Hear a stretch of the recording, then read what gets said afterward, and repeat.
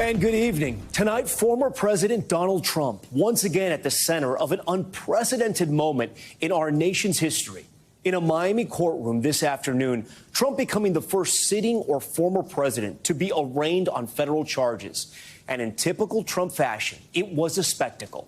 Trump first spotted leaving his golf club in Doral, accompanied by his son Eric as he made his way to the courthouse. A motorcade making its way through the streets of Miami. As a reminder, this case being heard in South Florida, where Trump allegedly kept classified documents illegally at Mar-a-Lago after leaving the White House. Trump seen waving through the window of his SUV at supporters lining the route, some of those Trump loyalists camping out for hours for a chance to catch a glimpse of the former president and current GOP frontrunner. But Trump entering that courtroom through a tunnel. Once inside, where no cameras were permitted, Trump was fingerprinted and brought before the judge, sitting silently with his arms crossed as his lawyers entered a not guilty plea to all 37 counts on his behalf. Chaos then erupting as his motorcade left the courthouse. One man, look at him here, dressed in a striped prison jumpsuit, lunging toward Trump's car. Miami police detaining that person, saying tonight he is still in their custody. Then in a surprise move, Trump switching into campaign mode, making a stop at Versailles, the Miami bakery and restaurant that is a staple in the Cuban community. Trump shaking hands and taking selfies with supporters before the crowd sang him happy birthday, a day before he turned 77. Right there with him, just over his right shoulder, is Walt Nauta, Trump's valet, who was also charged by the special counsel for his role in moving those documents. The judge today, after much argument, allowing Trump to have contact with Nauta if the two do not discuss specifics of this case. Trump returning to his golf club in Bedminster, New Jersey, where he addressed those charges for the first time at length on camera, taking aim at the special counsel and previewing his legal defense. We have full team coverage to break down everything that happened today, from the strength of the prosecution's case to how this will affect Trump's latest bid for the White House. Leading us off tonight, NBC's Garrett Haake, who was inside that courtroom with the former president. Hello, everybody. Tonight, a defiant Donald Trump making a surprise stop inside a Cuban restaurant in Miami, greeting supporters after his historic arraignment. We have a country that's got nothing but problems. We're a nation in decline, and then they do this stuff. And you see where the people are. We love the people. Later boarding his plane and leaving Miami, now the first former president facing federal criminal charges. A 37-count indictment alleging he mishandled classified information, then obstructed investigators when they tried to get it back. This morning, the Republican frontrunner seen with his son at his Doral resort before getting into his motorcade, which then drove through South Florida to the courthouse. Along the way, Mr. Trump posting one of the saddest days in the history of our country, with crowds of Trump supporters gathered outside. Freedom for Trump! Freedom for Trump! The former president arriving underground, escorted by Secret Service, away from crowds and cameras. With no cameras allowed inside federal courtrooms, the former president processed like other federal defendants, including having a digital fingerprint scan, though no mugshot was taken. His aide, Walt Nauta, who was also charged by the special counsel, in court today, too. Inside the courtroom, Mr. Trump sitting with arms tightly crossed for much of the hearing that lasted less than an hour, never speaking to the court, his attorney pleading not guilty on his behalf. Prosecutors telling the judge he is not a flight risk. The case centers around requests by the National Archives for the former president to return classified documents after he left office. The FBI eventually searching his Mar-a-Lago home, where agents say more than 100 classified documents were discovered. The special counsel alleging they found boxes, some of which contained classified information, in Mar-a-Lago's storage rooms, a ballroom, and a bathroom. And that on an audio recording from 2021, Mr. Trump acknowledged that at least one document was still classified, saying, quote, "As president, I could have declassified it. And now I can't, but this is still a secret." Overnight, Mr. Trump insisting he declassified material using his power as commander-in-chief, though he has provided no evidence that he did so. As president, I have the right to declassify. Mr. Trump accusing the Biden Justice Department of targeting him with charges only because he's the top Republican challenger to President Biden in 2024. There's no criminality here. It's ridiculous. And these people, look, they're using it as election interference. They're using it to get elected. They think that if they can damage somebody's reputation, they can do it. Mr. Trump firing back at the special counsel late tonight. One of the most outrageous and vicious legal theories ever put forward in an American court of law. What these thugs have done to my family is a disgrace. All right, Garrett Haake joins us now live from Miami outside that federal courthouse. Garrett, you were in court. Tell me what you saw, and how would you describe the former president's demeanor? Well, Tom, the mood in the courthouse was weighty and tense for this hearing, which lasted a little less than an hour. The former president looked frustrated. He looked irritated to be there. He sat with his arms crossed for most of the hearing, just talking quietly with his attorneys on either side. I was sitting on the prosecution side of the room, and I found it notable that Jack Smith, the special prosecutor in this case, would periodically look over to check on Donald Trump. Trump never looked in the direction of Smith, despite all the times he's attacked him on social media and in speeches. An interesting moment there, an observation. And Garrett, we know the president is set to take the stage for a speech later tonight. What are he and his team saying about this arraignment, and what can we expect tonight? Well, he's called the arraignment a sad day for America on social media and in previous speeches, and he's given kind of an outline over the past 4 or 5 days of his general thoughts on this, Tom. I think we can expect the former president to continue to attack the investigation, attack Smith, possibly in personal terms, and try to turn his legal troubles into political and particularly fundraising opportunity. Remember, the Trump campaign says they raised $12 million after his first indictment and arraignment. They've released no such numbers this time. I'll be watching out to see if perhaps they do that by tomorrow. Garrett Haake leading us off tonight. And a reminder, once the former president speaks, we will bring you portions of that speech tonight right here on NBC News Now. For more on the legal jeopardy facing the former president, we have two special guests tonight. One you know very well, our NBC News legal analyst, Danny Savalos. Our other is famed criminal defense attorney Ed Shohat from Miami, Florida. Ed has faced off against the government defending several high-profile defendants, including some who have been called or connected to the quote-unquote cocaine cowboys.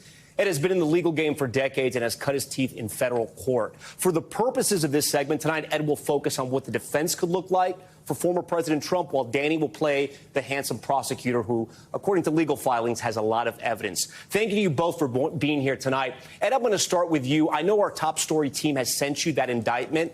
What should Donald Trump's defense look like? A full frontal attack. If history is prologue with Donald Trump, he's going to go after this case hammer and tong. It's going to be very, very difficult. That indictment is very powerful. I expect a phalanx of motions to be filed almost immediately after discovery comes out. One, based on public-facing reporting, will be an attack on the grand jury proceedings for prosecutorial misconduct, and the other is going to be an effort to suppress the Cochran notes, the attorney notes, which were pierced on the crime-fraud exception. They will attempt to get Judge Cannon to suppress those so they can't be used at trial. That will throw a real wrench into the prosecution's case. Danny, you're the prosecutor in this case. Ed Shohat, clearly an experienced hand in federal court. What do you say? The evidence in this indictment we have right here, and even Ed said it himself, I mean, this is a tough case. Some have said it's not a smoking gun, but it's a gun with Donald Trump's fingerprints on it.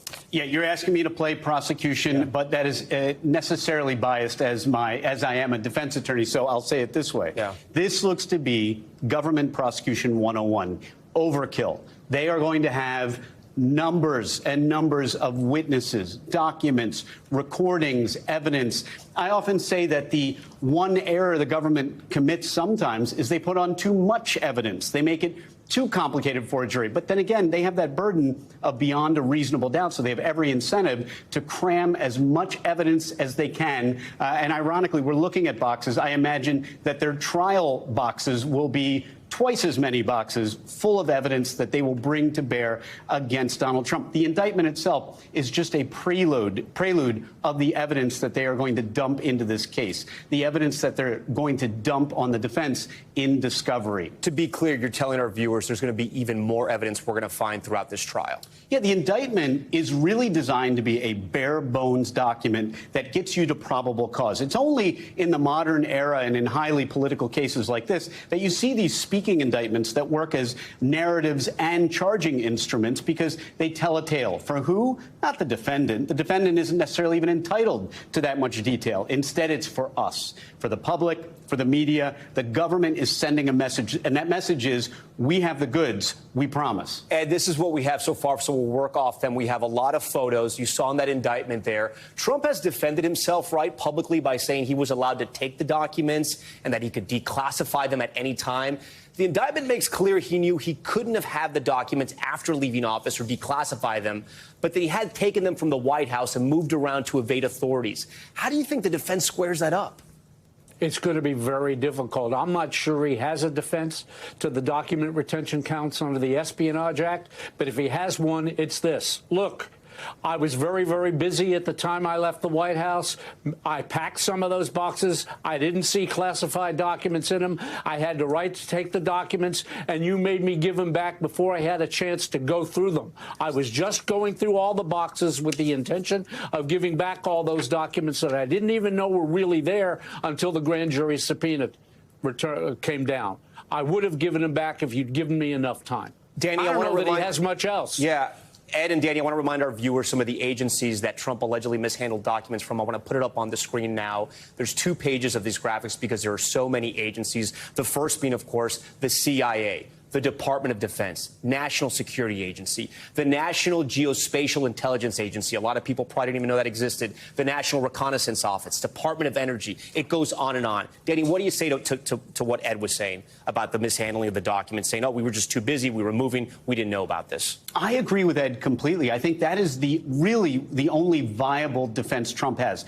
Don't anticipate or don't predict Trump's defenses from the words that come out of Trump's mouth at a podium or at a rally. Trump is not a lawyer. Trump doesn't know anything about his own legal defense. Instead, we've already gotten hints from his defense counsel, who are actually some of his ex-defense counsel, but in letters to Congress or even on TV during interviews, they've given us a preview, and the preview is exactly what Ed said. It's going to be, look, if you'd given me more time, I would have worked with the National Archives. But they, instead of working with me, referred it to DOJ. And then once it went to DOJ, DOJ was inflexible on subpoena dates. They didn't let me do rolling production. They didn't let me do it at my own pace because, look, I'm a former president. I'm busy. And guess what else? The National Archives has set up an infrastructure for every recent ex-president except me. In other words, they helped the other presidents with these documents. They didn't help me. Now, is that a defense that's going to work?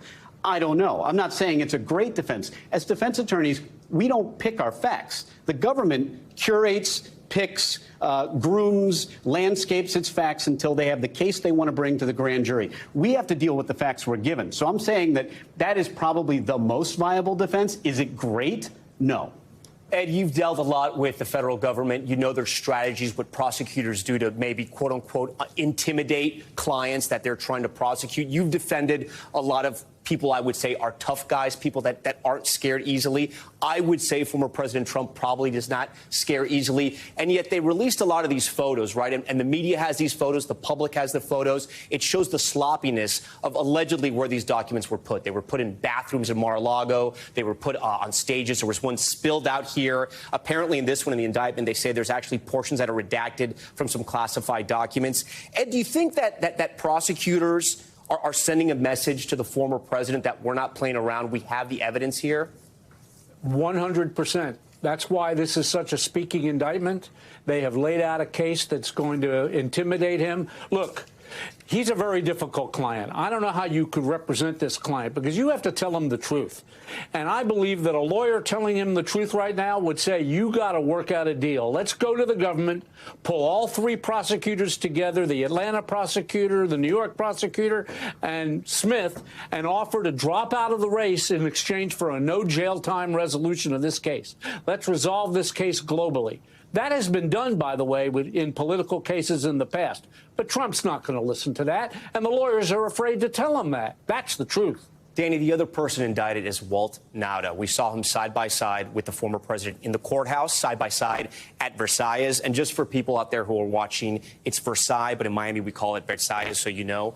What does that tell you? Do you think Walt could flip on the former president? The thing that stood out to me is that he still has no local counsel, this valet of the former president. It's so entertaining to me how buddy-buddy Donald Trump is being with Nauta, because I think, frankly, Nauta could ask Trump for a Ferrari and he would get it. Trump needs Nauta to be his best friend going forward because Everybody knows that even if, as has been reported, Nauta is currently not interested in cooperating, is currently Trump's friend, what Ed will tell you, what criminal defense attorneys will tell you, is that as time goes on, as the pressure builds, as trial looms, someone who is a staunch non-cooperator today will change their mind in a month, maybe even in a few weeks, and become a cooperating witness with the government against another co-defendant. And this is a classic case of the government isn't interested in Walt Nauta. They never heard of him before they started this investigation. They're interested in Donald Trump. They would be receptive to offering Walt Nauta a deal, probably one that is straight probation, probably a really favorable deal for him to cooperate. And that's something that he may not be considering today, but he'll reassess in the future. And I know you've had cases where you had very powerful men, people who had a lot of loyalty around them, and people turn on them when it comes down to federal indictments. What type of pressure do you think Walt Nauta is under right now? Incredible pressure. I took a quick look at the federal sentencing guidelines. He probably is looking at somewhere between 3 and 8 years under the federal sentencing guidelines. And this is a quick examination, nothing final like you'd really do in the case. But he's looking at that kind of time in jail. You do 85% of the time. The prosecutors have a big time hammer hanging over his head. Ed, finally, if Donald Trump was your client, what would you tell him about the attacking of the judge, the attacking of this case, the going on Truth Social, what he's going to say tonight at Bedminster? I mean, is he opening himself to any further legal repercussions? For sure. In most federal courts, he would have already been told to cool it, to stop with the attacks. He's already above the law. Most defendants charged as he's charged with his history wouldn't have gotten bail today. There was not even a consideration of that for Trump. He's a threat to the national security. The government could easily have made an argument for pretrial detention. And with most federal judges, if he steps out of line and continues stirring up trouble for federal prosecutors that could end up in violence, he could lose his bail. Ed Shohat, famed criminal defense attorney out of Miami. Danny Savalos, famed mediocre criminal defense. I was going to say famed lawyer as well in New York. Guys, thank you. This was an incredibly smart legal conversation. Thank you to you both. With President Trump facing an uphill legal battle, most of his Republican rivals now blasting the indictment as a partisan attack, though some now calling the former president's handling of classified documents reckless. NBC News Chief White House correspondent Kristen Welker reports. Tonight, the historic shakeup in the race for the White House. The Republican frontrunner, former President Trump, now charged by the government he used to lead and wants to lead again. And now his Republican rivals calibrating how to respond. Mr. Trump's former UN ambassador, Nikki Haley, pressed today about a possible pardon if he was convicted. I think it would be terrible for the country to have a former president in prison for years because of a documents case. So I would be inclined in favor of a pardon. After this sharp criticism last night. If what it says is actually the case, President Trump was incredibly reckless with our national security. But most of Mr. Trump's Republican rivals rallying around him, from his top opponent to his former vice president. And tonight on Capitol Hill, many Republicans blasting the charges as part of a double standard favoring Democrats. You got a classified document concern with Clinton, Biden, and Trump. So 3 people involved in the same thing, but only one gets prosecuted? How is that justice? I'm not saying these documents should have been there, just like they shouldn't have been in Biden's garage either. But they do not meet the standard of bringing a prosecution. Hillary Clinton was investigated for keeping classified documents on an unsecured private email server. Investigators say she cooperated and was not charged. A special counsel is investigating President Biden's handling of classified information, which was found in multiple locations, including his Delaware home and garage. Mr. Biden and his attorneys have cooperated with investigators. Tonight, no comment from President Biden about Mr. Trump's arraignment. First Lady Jill Biden speaking to Democrats in Manhattan, saying of Republican voters, they don't care about the indictment. So that's a little shocking, I think.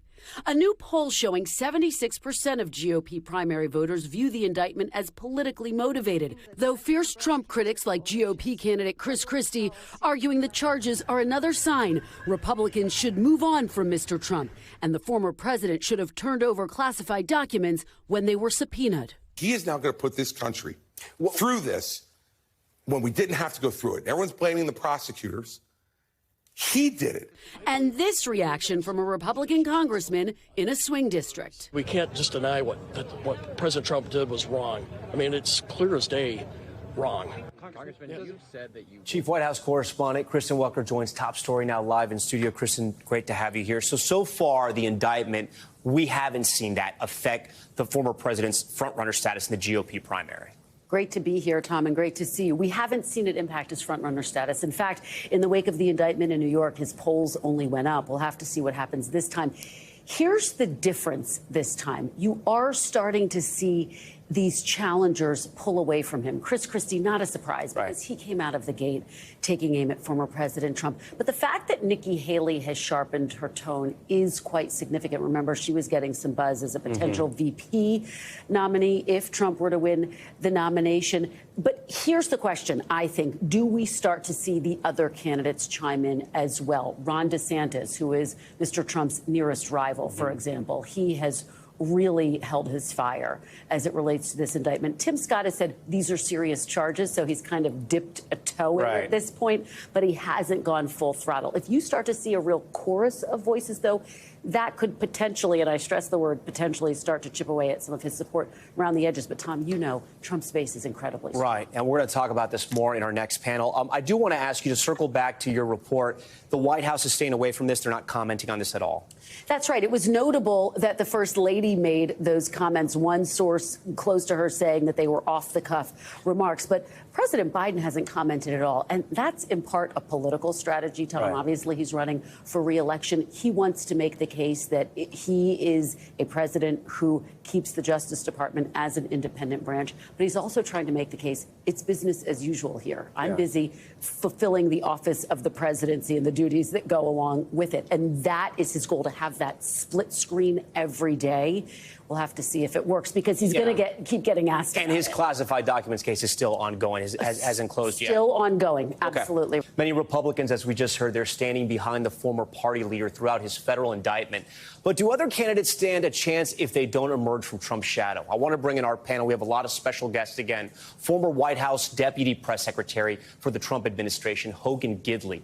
Sarah Fagan, former White House Director of Political Affairs for President George W. Bush, and political contributor Julia Manchester. She's a national politics reporter for The Hill. Guys, everybody, thank you for joining us so much. Hogan, I'm going to start with you because you know the president best here. You work with him. I want to put a graphic on the screen. I'm not sure if you can see it. This is the maximum prison time the president could face if he's charged in this case. And it goes from anywhere from 20 years to 10 years.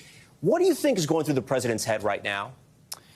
Well, look, I think it's pretty clear that he's walking tall. I mean, you saw him in that campaign stop he made this afternoon. He's got another campaign stop in Bedminster. So basically today was a day on the campaign trail for Donald Trump with a stop off for a little indictment in Miami.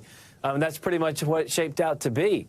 But the fact is, these are obviously serious charges. And when you're talking about the federal government, they have unlimited money, unlimited resources to continue to try and go after this president. Obviously, being a federal charge with so many counts, all they have to do is get one of those counts to stick. But at the same time, in Trump's defense, all he has to do is get one juror to stand tall as well. Yeah. So it's a very interesting political dynamic we have shaping up on the side of the race. But do you think he's worried? Do you think he's worried about this? I don't think he's worried right now. The conversations I've had with his inner circle, I've not spoken to him in a couple of weeks, but nonetheless, I don't see it on his face right now. Sarah, I do want to talk about some of the things Hogan mentioned today, right? Go to the images of the day that were orchestrated by Trump and his campaign. It was probably politically smart, right? Talk about the calculation to go to Versailles right after he's been arraigned, right after this historical sort of arraignment, right? A former sitting president to be arraigned on federal criminal charges. And there he is glad-handing, giving kisses, taking selfies. Really at an important landmark in Miami there. And, of course, it was covered by every single news agency organization that had a live feed here. Talk to me about this moment politically. Well, look, he's trying to project strength. He needs his supporters to think he's not worried if he is, in fact, not worried. And he's running for election, which, of course, re-election, I guess you could say, election, because that's probably his best defense. The biggest argument he has is that the opposing party's Justice Department is the one doing the prosecuting. And politically, that's a very powerful argument. So I think this was a very prudent move on his part, if you just think of it politically. And I think you'll see a lot more of these kinds of campaign stops when he is in front of courts. Julia, we saw in Kristen's piece there that 76% of Republican voters think that this indictment is politically motivated, right? So talk to me how you get that number, and then if you're somebody who's running against former President Trump, how you make your own inner calculation of how you address this, because a lot of the next few months, this is going to be the question that's asked to every candidate. Yeah, look, Tom, I think a lot of the Republican primary base simply thinks this is a witch hunt, to use President Trump's words, against him, and they're not willing to essentially accept it, even though the allegations are serious. I think a lot of the primary base also likes what President Trump, in terms of what he does in terms of his policies and those America First policies. For the other candidates, though, it's difficult for them. I think they're in a very difficult situation, especially if you're someone like Governor Ron DeSantis, because you want to differentiate yourself from Trump. But at the same time, all of these candidates, or most of them, I shouldn't say all, a lot of them are kind of running on these America First principles and, running on, much of Trump's platform, if you will, especially on issues like the economy, for example. So if you're Ron DeSantis and you're trying to differentiate yourself, you don't want to necessarily attack him on the indictment, because then you're alienating a huge part of the GOP primary base. But at the same time, I think, looking at what Ron DeSantis is doing today, he was rather quiet, but there was reporting out that he, released that essentially talked about how he would reimagine the Justice Department under him, talking about how he believes the FBI and Justice Department are biased against Republicans and conservatives. So they're in a difficult situation. And for President Trump, I mean, today we're all talking about him. He has multiple campaign stops, and most polling, if not all polling, shows him leading by double digits. Yeah, Hogan, do you think some of these candidates, it's interesting, they want to be the leader of the free world, these GOP candidates. They want to go face to face with China, with Russia, and yet they're afraid to attack former President Trump or call him out for allegedly mishandling these classified documents, which, when you look at the indictment, the evidence is incredibly strong. Do you think simply that some of these candidates are just afraid of former President Trump? Well, there are political realities that exist. First of all, of course, they're afraid of him in the political sphere. He's ahead by 40 points to the nearest challenger, Ron DeSantis, of course, just crushing him in these early primary states as well. What they want are his voters, and they're afraid to attack him head on because, of course, by mortally wounding, fatally wounding Donald Trump's campaign, you're going to really anger a lot of that MAGA base. That's why I said on your show weeks ago that what I think the strategy is for a lot of these folks is to let the judicial system try and hurt Donald Trump with death by 1,000 cuts at this point. And so this today was a really interesting, pivotal moment. Nikki Haley, I think, who's always waffled back and forth on Trump, so that's nothing new. I have to disagree with Kristen a little bit there.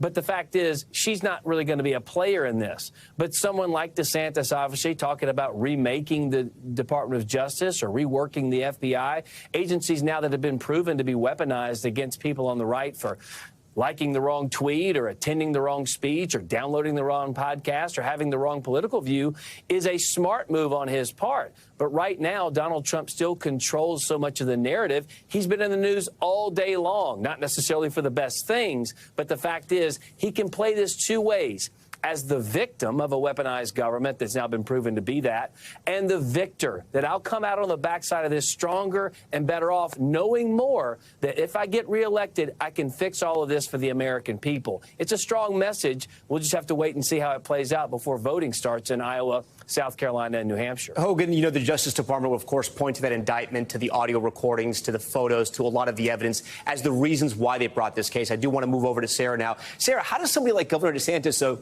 make the argument that he should be the leader of the GOP, he should take on Biden come 2024, if he's not tackling this issue head on?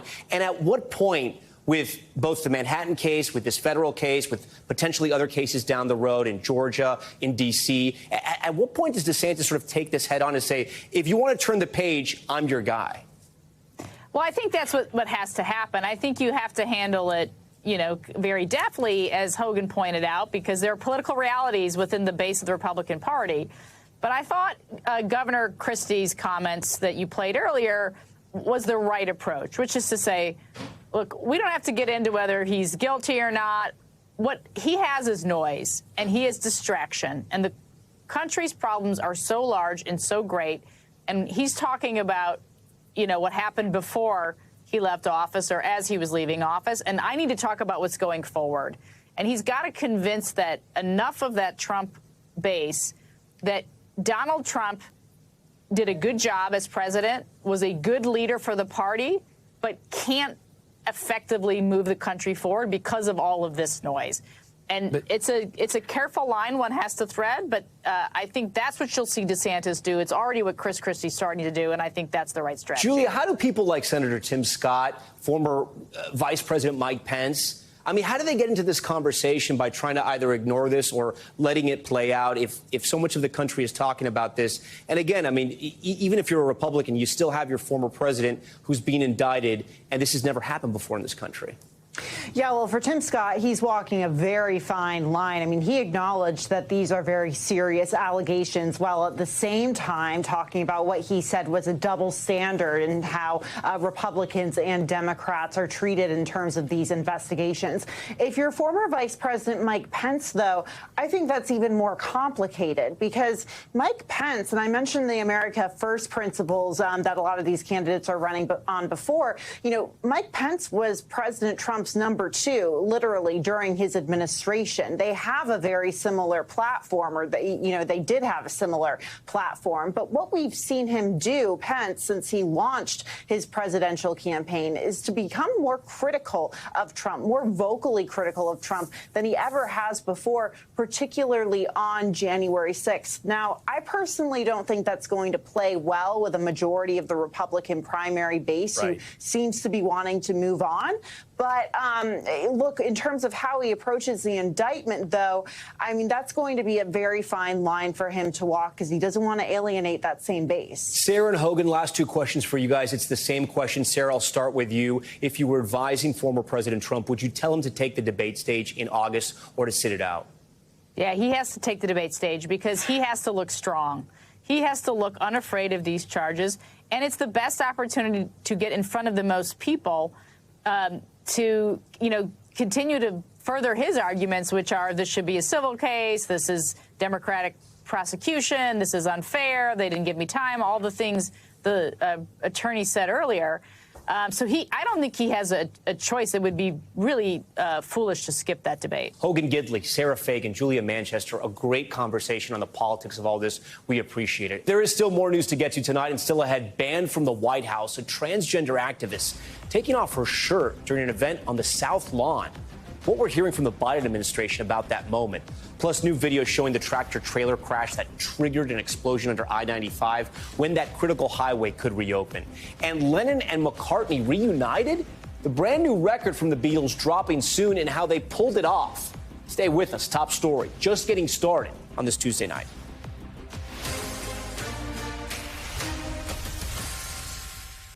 We're back now with the backlash surrounding Pride Month. A transgender activist now banned from future White House events after appearing topless at the Pride celebration hosted by President Biden over the weekend on the White House lawn.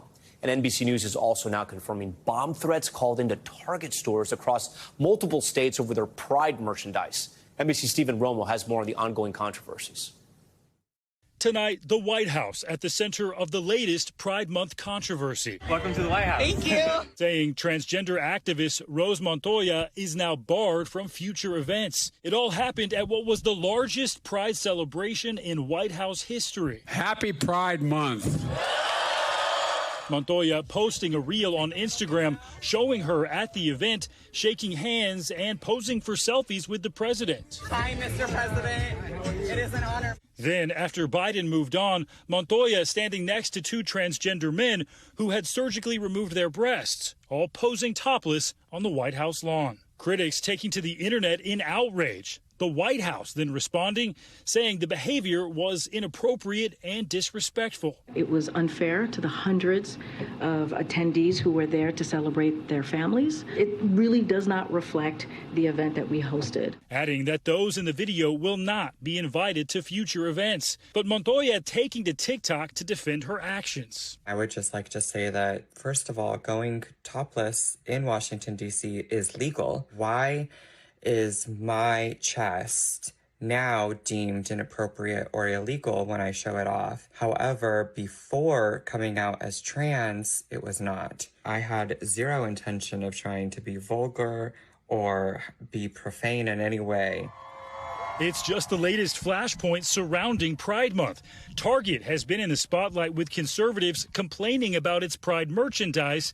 And then after pulling some of it off the shelves, citing the safety of its employees, the store found itself under fire from LGBTQ advocates. The controversy now going beyond debate as NBC News has confirmed bomb threats related to LGBTQ issues to multiple Target stores in at least 5 states, according to the local police departments involved in these incidents. There's something going on, but they're not telling us. Customers confused as some were evacuated over the weekend from this location in Oklahoma City after a threat was sent. Some of the workers don't even know what's going on. Police said no explosive devices were found, but a message sent to local news outlets, including NBC affiliate K4, had the date of the Oklahoma City bombing included.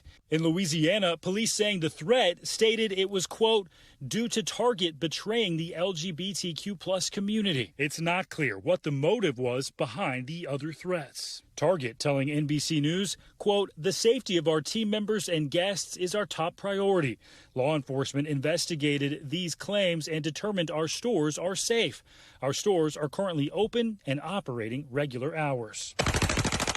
And Target, not the only company in the middle of a Pride firestorm. Bud Light's sales struggles are well known now after a promotional post from a trans influencer. I got some Bud Lights for us. Now, country music Hall of Famer Garth Brooks addressing critics after he said his bar will serve Bud Light.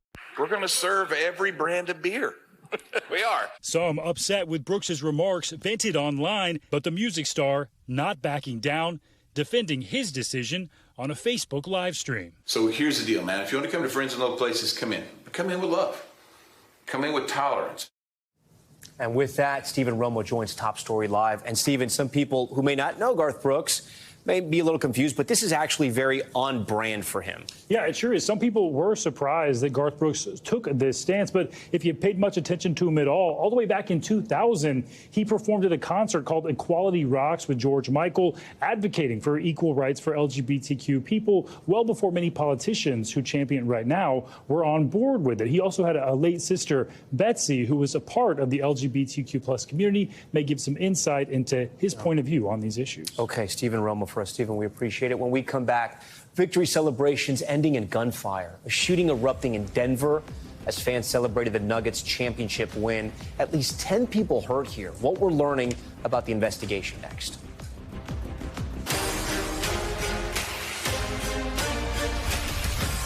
All right, we are back now with Top Stories news feed, and we begin with a mass shooting in Denver following the Nuggets win in the NBA Finals. Authorities say gunfire erupted as a large crowd celebrated the victory in Denver's downtown. At least 10 people were hurt, including 3 in critical condition. So far, 2 people are in custody. Police believe several people were fighting when the shooting happened. New video captured the deadly tanker explosion that caused Interstate 95 to collapse. Take a look at this. Surveillance footage from a warehouse nearby showing the moments the truck crashed, you see it there, into the bridge and burst into flames. Massive plumes of thick smoke billowing from the wreckage. The truck had been carrying more than 8,000 gallons of gasoline at the time of the explosion. Officials say reconstruction will likely take several months. And this is a truly bizarre one. A couple in Atlanta coming home to a surprise visitor. A doorbell cam capturing the moments the pair spotted a vulture. That's right, a vulture inside their living room. The bird perched on an armchair after the homeowners say it got inside through a doggy door. It eventually flew out a back door. Good to know.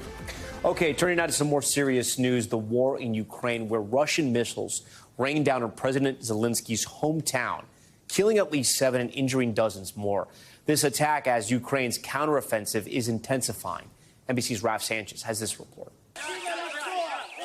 Tonight, a Russian missile strike bringing devastation and chaos to President Zelensky's home city of Kryvyi Rih. At least 11 people killed when cruise missiles slammed into this apartment block and other civilian targets, Ukrainian officials say. Their bodies laid out by the playground. Just hours earlier, President Putin, champagne glass in hand, accused Ukraine of targeting residential areas. The attack comes as Ukraine's counteroffensive gains momentum, liberating a string of small villages from Russian control. Near Bakhmut, close quarters combat in trenches and bunkers. 1 week after this dam exploded, water levels alarmingly low around the Zaporizhzhia nuclear power plant, raising fears its reactors could overheat. Dmitry Orlov is the exiled mayor of the neighboring city. How worried are you about a disaster at the nuclear plant? There are such worries and fears, he says, but we're ready for the worst scenarios. The UN's top nuclear official hoping to shield the plant from fighting nearby. There is active combat, so we are worrying that there could be, obviously, mathematically, the possibilities of a hit. A risk growing worse as the fighting intensifies. And President Putin today saying the only way this war will end is if the West cuts off weapons to Ukraine. The White House going in the opposite direction, announcing a new $300 million military aid package. Tom? Raf Sanchez from Ukraine tonight. Coming up next, a living nightmare, a family gathering to mourn the loss of a 76-year-old woman when they heard noises coming from her coffin. What they found when they went to check her pulse. Stay with us. Back now with top stories Global Watch, and we begin with the deadly street attack in the UK. Police say a 31-year-old man driving this white van you see here ran over several people in the city of Nottingham. At least 3 people have been killed. The suspect was taken into custody. It's unclear if the attack was random or terror-related. Local police say they are working with counterterrorism officials to investigate this. A real-life nightmare in Ecuador where the family of a woman realized she was alive inside of her casket. The 76-year-old woman was pronounced dead after suffering a suspected stroke and cardiac arrest. She was taken to the funeral home the same day, but when the family gathered at the wake, they heard noises coming from inside the coffin. She had a pulse and was rushed to the hospital immediately. No word yet on her condition or how this even happened. Okay, the Beatles will release a new track with the voice of John Lennon. So how will they do that? All because of AI. In a radio interview with the BBC, Paul McCartney said that artificial intelligence was used to take Lennon's vocals from an old demo tape that was recorded before his death. McCartney says the recording will be released this year, adding it will be the, quote, last Beatles record. Thanks so much for watching. I'm Tom Llamas in New York. Stay with NBC News now for the latest on the historic arraignment of former President Trump. Thanks for watching our YouTube channel. Follow today's top stories and breaking news by downloading the NBC News app.